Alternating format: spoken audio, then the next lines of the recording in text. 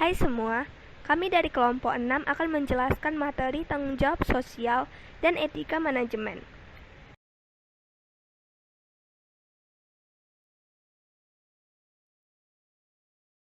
Sebelumnya perkenalkan anggota dari kelompok 6. Yang pertama ada Dito Alveisa, Sofia Lolanaibaho, Angelita Sihotang, Loranita Bangun, dan Mutiara Septiani Sihite.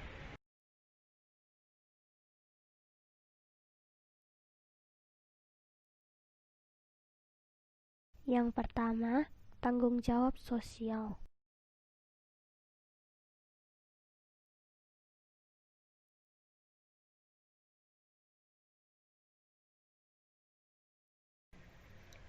Tanggung jawab sosial perusahaan atau Corporate Social Responsibility yang disingkat dengan CSR adalah suatu konsep organisasi perusahaan yang memiliki berbagai bentuk tanggung jawab terhadap seluruh pemangku kepentingannya. Yang diantaranya adalah konsumen, karyawan, pemegang saham, komunitas, dan lingkungan dalam segala aspek operasional perusahaan yang mencakup aspek ekonomi, sosial, dan lingkungan. CSR sendiri dapat dikatakan sebagai kontribusi perusahaan terhadap tujuan pembangunan berkelanjutan dengan cara memanajemen dampak atau meminimalisasi dampak negatif dan memaksimalisasi dampak positif terhadap seluruh pemangku kepentingan. Secara keseluruhan, tanggung jawab sosial mencerminkan etika perorangan yang diterapkan oleh perusahaan, terutama manajemen puncaknya, walau tidak menutup kemungkinan tanggung jawab sosial dapat didorong oleh lembaga pemerintahan, konsumen, investor, dan oleh pelaku perusahaan lain atau pesaing. Banyak perusahaan yang bersungguh-sungguh dalam melaksanakan tanggung jawab sosialnya terhadap stakeholder-nya, di mana individu atau kelompok sangat terkait langsung terhadap kinerja perusahaan. Yang pertama ada konsumen, karyawan, investor, pemasok, dan komunitas lokal.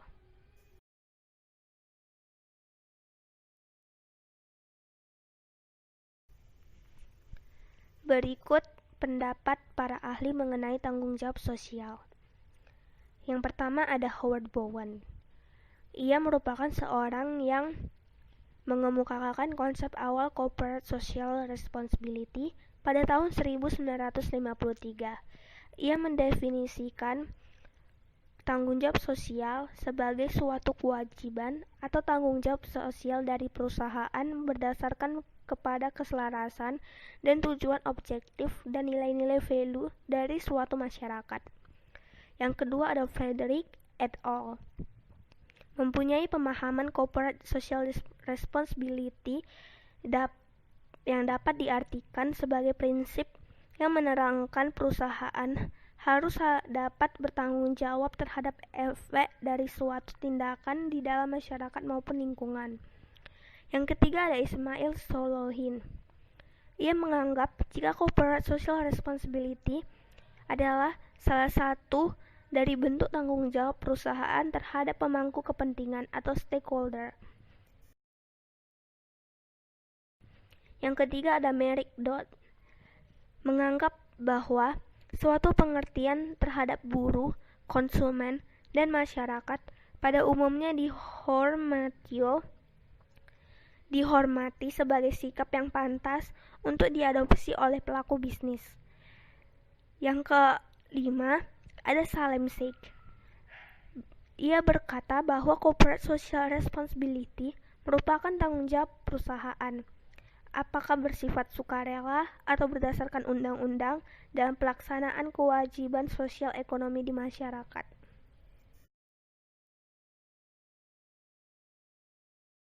Selanjutnya, tanggung jawab sosial dari organisasi. Organisasi bisnis akan berhadapan dengan lingkungan organisasinya, baik lingkungan yang secara langsung mempengaruhi dan dipengaruhi oleh kegiatan organisasi bisnis, maupun lingkungan yang secara tak langsung terkait dengan organisasi bisnis.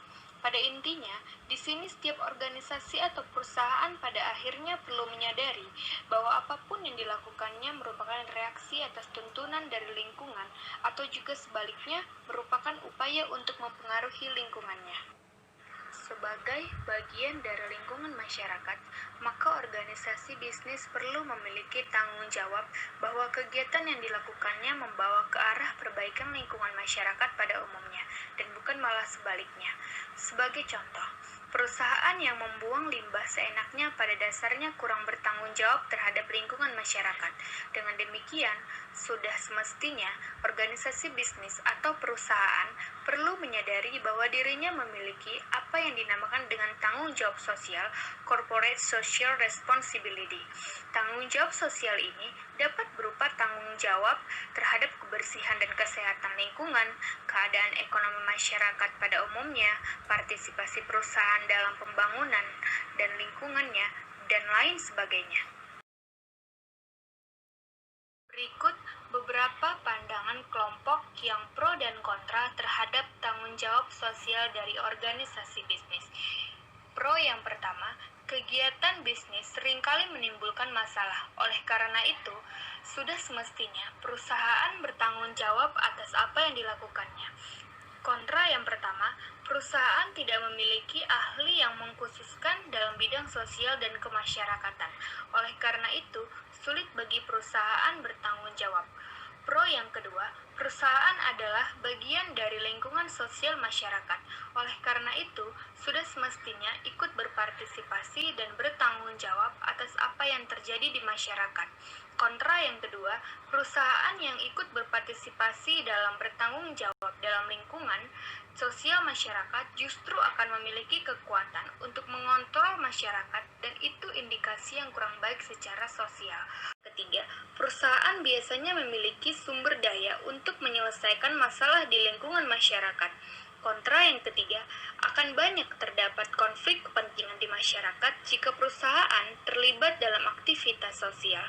Pro yang keempat, perusahaan adalah partner dari lingkungan sosial kemasyarakatan, sebagaimana halnya juga pemerintah dan masyarakat lain pada umumnya. Kontra yang keempat, tujuan perusahaan bukan untuk motif sosial, akan tetapi untuk memperoleh profit dan mencapai tujuan yang diharapkan oleh para pemilik perusahaan. Terlepas dari pro dan kontra tersebut, selayaknya suatu perusahaan memiliki tanggung jawab sosial sebagai konsekuensi logis keberadaannya dalam lingkungan dan masyarakat. Hanya saja, tanggung jawab sosial yang harus dipikul perusahaan ini semestinya diatur dengan lebih baik oleh pemerintah, sehingga porsinya tidak terlalu menjadi kekuatan yang dominan di masyarakat, namun bersama-sama dengan pemerintah dan masyarakat untuk mewujudkan lingkungan ke arah yang lebih baik.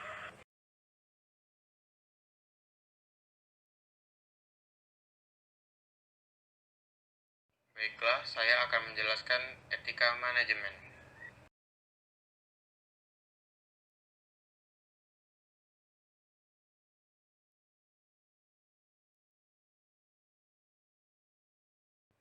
Baiklah, saya akan menjelaskan tentang konsep dasar etika manajemen.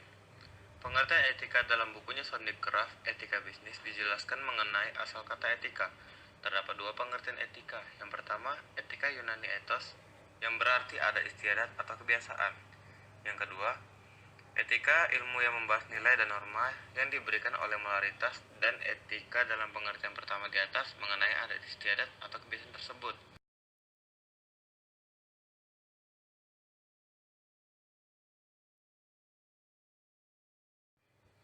Pengertian etika atau moralitas. Pengertian harfiah dari etika dan moralitas sama-sama berarti sistem nilai tentang bagaimana manusia harus hidup baik sebagai manusia yang telah diinstitusionalisasikan dalam sebuah adat kebiasaan yang kemudian terwujud dalam pola perilaku dan ajek dan terulang dalam kurun waktu yang lama sebagaimana layaknya sebuah kebiasaan.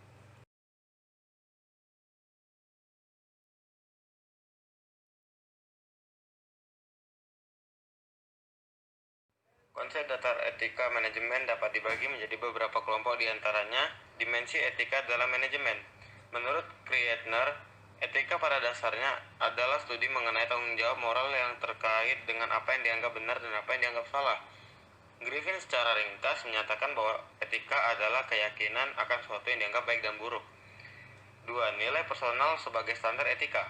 Nilai dan norma dalam personal merupakan suatu hal yang penting dalam manajemen, sebab hal itu memiliki peranan penting dalam hal pengambilan keputusan dan etika manajemen.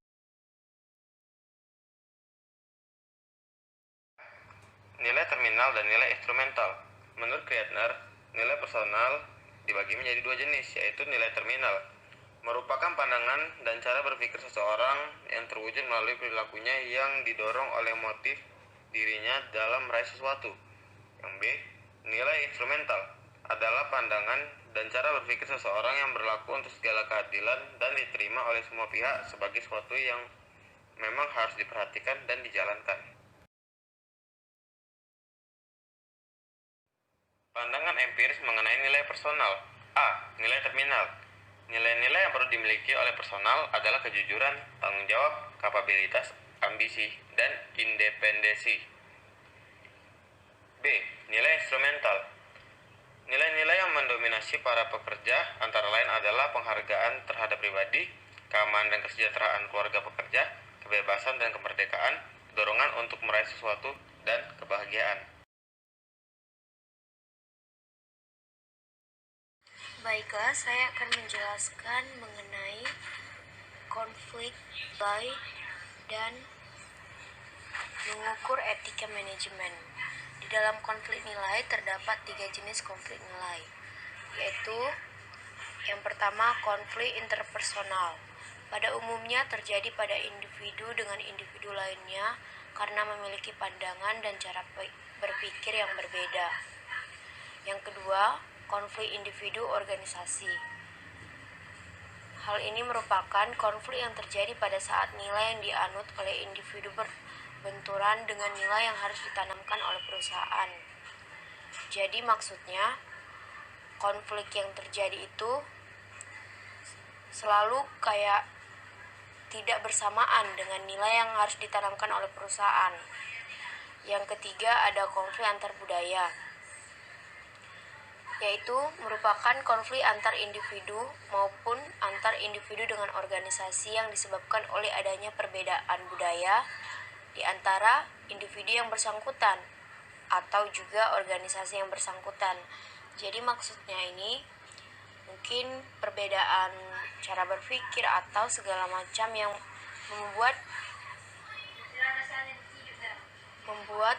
perbedaan budaya tersebut berbeda.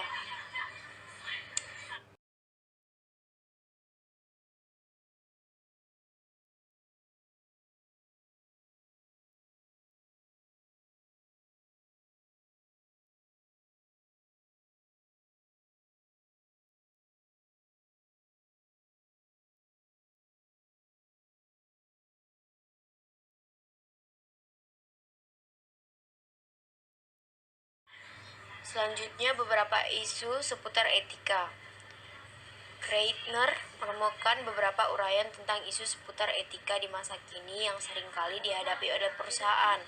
Antara lain adalah 1. Penggunaan obat-obatan terlarang, maksudnya narkoba atau sabu-sabu dan lain-lainnya. Yang kedua, pencurian oleh para pekerja atau korupsi. Yang ketiga, konflik kepentingan. 4. Pengawasan kualitas dan quality control. 5. Penyalahgunaan informasi yang bersifat rahasia. Maksudnya mungkin rahasianya bisa disebarluaskan padahal itu bersifat rahasia yang seharusnya kita harus simpan. Yang keenam, penyelewengan dalam pencatatan keuangan. Yang ketujuh, penyalahgunaan penggunaan aset perusahaan. Yang kedelapan, pemecatan tenaga kerja. Yang kesembilan, polusi lingkungan. Kesepuluh, cara bersaing dari perusahaan yang dianggap tidak etis. Yang ke-11, penggunaan pekerja atau tenaga kerja di bawah umur. Yang ke-12, pemberian hadiah kepada pihak-pihak tertentu yang terkait dengan pemegang kebijakan dan lain-lain.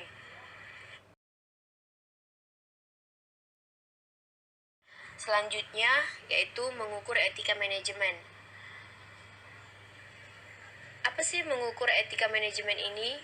Mengukur etika manajemen ini maksudnya menilai menilai etika yang ada di manajemen. Ada 4 kriteria etika yang menilai suatu etika menurut Griffin, yaitu dari sisi manfaat atau benefits. Ini merupakan semua pihak bisa merasakan manfaat dari prestasi yang dilakukan pegawai. Yang kedua, pemenuhan hak-hak atau rights. Merupakan memberikan insentif kepada pegawai yang berprestasi jika memang telah ditetapkan aturannya memenuhi kriteria pemenuhan hak-hak dari seluruh pihak. Yang ketiga ada prinsip keadilan atau justice. Merupakan tindakan pemberian insentif bagi pegawai yang berprestasi memenuhi prinsip keadilan, yaitu dengan memberikan perlakuan yang seimbang dengan apa yang telah ditunjukkan pegawai dalam pekerjaannya. Yang keempat, pemeliharaan atau caring. Merupakan pemberian insentif akan mampu menjaga konsistensi produktivitas kegiatan organisasi. Ini merupakan dikarenakan jenis pemberian insentif dapat memacu pegawai untuk bekerja lebih baik bagi organisasinya.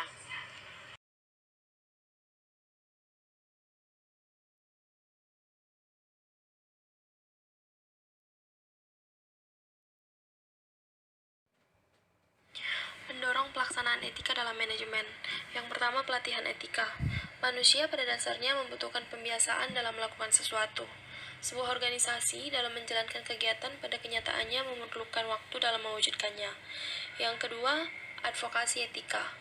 Advokasi etika adalah upaya perusahaan untuk menjalankan etika dalam kegiatan dengan cara menempatkan orang atau tim. Yang ketiga, standar aturan mengenai etika perusahaan. Implementasi dari hal ini akan efektif jika memenuhi 2 syarat, yaitu yang pertama, perusahaan perlu menyatakan secara spesifik kepada publik mengenai kode of ethics yang mereka jalankan. Yang kedua, agar kode of ethics ini berjalan secara efektif, perlu adanya dukungan dari tim manajemen puncak melalui sistem pengawasan tertentu, seperti reward atau punishment system. Yang keempat, keterlibatan masyarakat dalam mengontrol etika bisnis, upaya untuk menjamin perusahaan.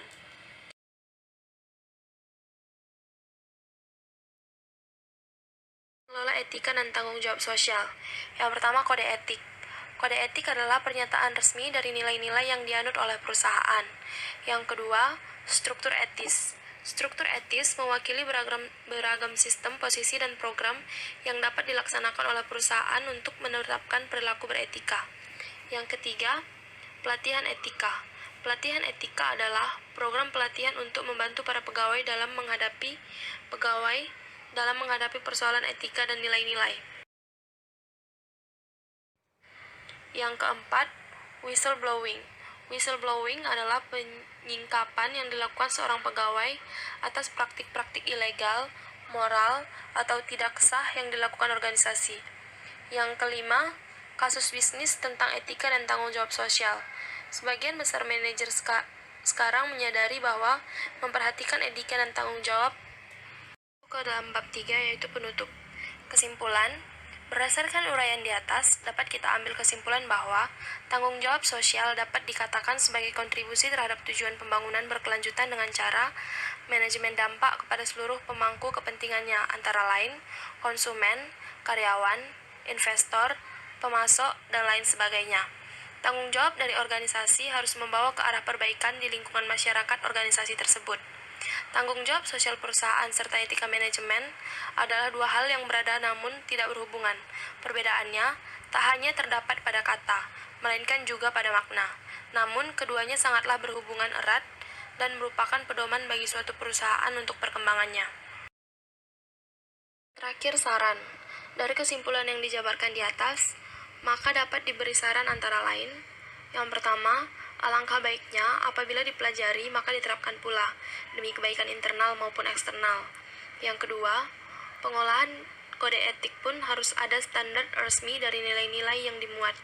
Perusahaan yang terkait harus berstruktur etis guna mewakili berbagai sistem posisi. dapat dilaksanakan oleh perusahaan untuk menerapkan perilaku beretika, serta harus didukung juga pelatihan etika yang berguna untuk membantu pegawai dalam menghadapi etika dan nilai perusahaan atau organisasi yang bersangkutan. Inilah video penjelasan kami dari kelompok 6 tentang tanggung jawab sosial dan etika manajemen. Mohon maaf jika ada kesalahan kata dari kami. Sekian dan terima kasih. Inilah video penjelasan kami dari kelompok 6 tentang tanggung jawab sosial dan etika manajemen. Mohon maaf jika ada kesalahan kata dari kami. Sekian dan terima kasih.